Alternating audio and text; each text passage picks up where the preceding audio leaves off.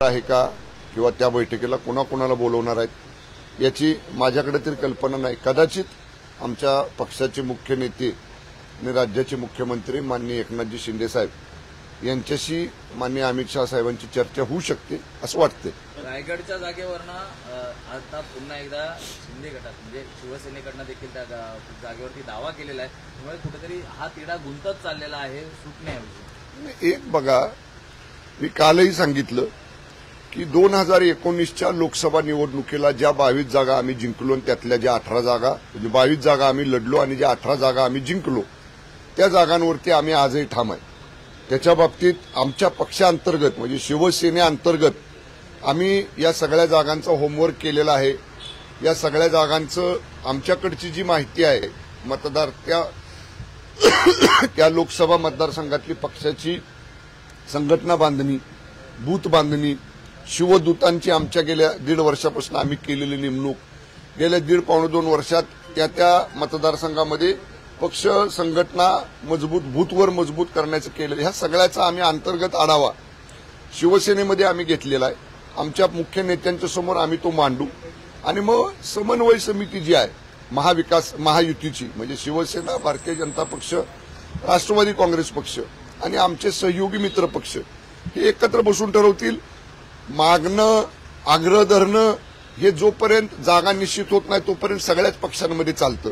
याचा अर्थ असं नाही की वादविवाद आहेत। मी एकच सांगेन आपल्याला, कालही मी सांगितलं की आम्ही आग्रह धरू, आम्ही आमची बाजू भक्कमपणानं मांडू, पण शेवटी आमचे हे 3 प्रमुख नेते जे आहेत माननीय शिंदे साहेब, फडणवीस साहेब आणि माननीय दादा, हे तिघजण ज्या काही जागा ठरवतील आणि जे काही उमेदवार ठरवतील त्याप्रमाणे आम्ही सगळेजण हातात हात घालून माननीय मोदी साहेबांना पंतप्रधान करण्यासाठी महाराष्ट्रातून 45 खासदार विजय करण्यासाठी आम्ही हातात हात घालून काम करू।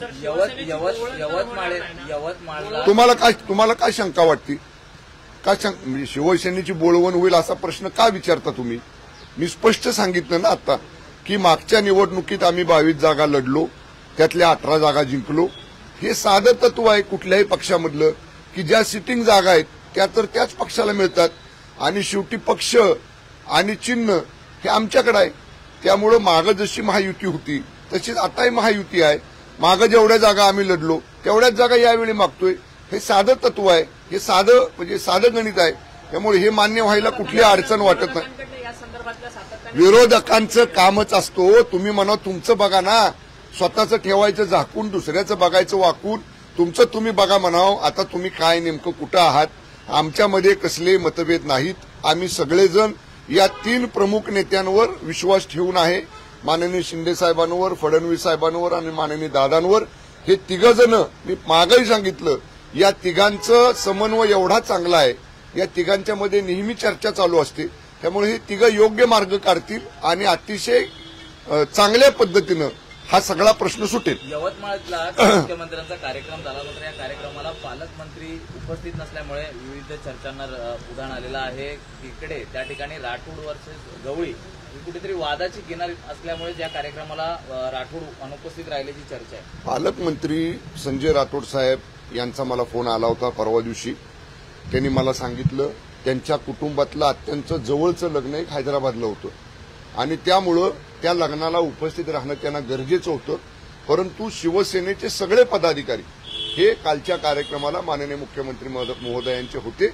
व्यक्तिगत कौटुंबिक महत्वाचं घरातलं लग्न असल्यामुळं पालकमंत्र्यांना तिकडे संजय राठोड साहेबांना जावं लागलं आणि तशी कल्पना त्यांनी मला अगोदर दिली होती। याच कार्यक्रमाला अनुषंगाने एक ऑडिओ क्लिप व्हायरल होते बचत गटाच्या महिलांची। या कार्यक्रमाला उपस्थित न राहिल्यास 50 रुपये दंड लावला जात असल्याची जी ऑडिओ क्लिप व्हायरल होते त्या संदर्भात काय सांगाल? ही ऑडिओ क्लिपमध्ये काही तथ्य नाही, मला कल्पना नाही, पण मी एवढंच सांगतो आपल्याला की असं काही नाही।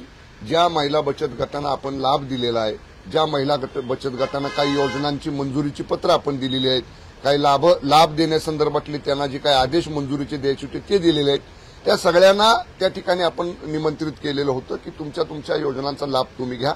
त्यामुळे असं काही नाही, कुणावरही बळजबरी केलेली नाही, कुणावरही अशा पद्धतीचा काही दंड वगैरे लावलेला नाही।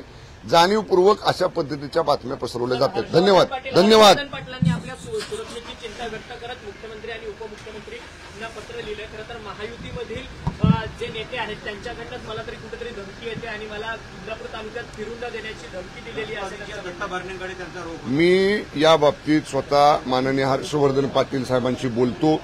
माझे ते अत्यंत जवळचे मित्र आहेत, त्यांच्याशी बोलतो. त्यांना नेमकी कोणी धमकी दिली, कशी का धमकी दिली, या सगळ्या प्रकरणाची माहिती घेतो. माननीय मुख्यमंत्री महोदयांना, दोन्हीही उपमुख्यमंत्री महोदयांना याच्या बाबतीत अवगत करतो. माननीय हर्षवर्धन पाटील साहेब माजी मंत्री आहेत, भारतीय जनता पक्षाचे एक जबाबदार नेते आहेत. त्यांच्या सुरक्षेची पूर्ण काळजी राज्य सरकार घेईल. धन्यवाद. ओके.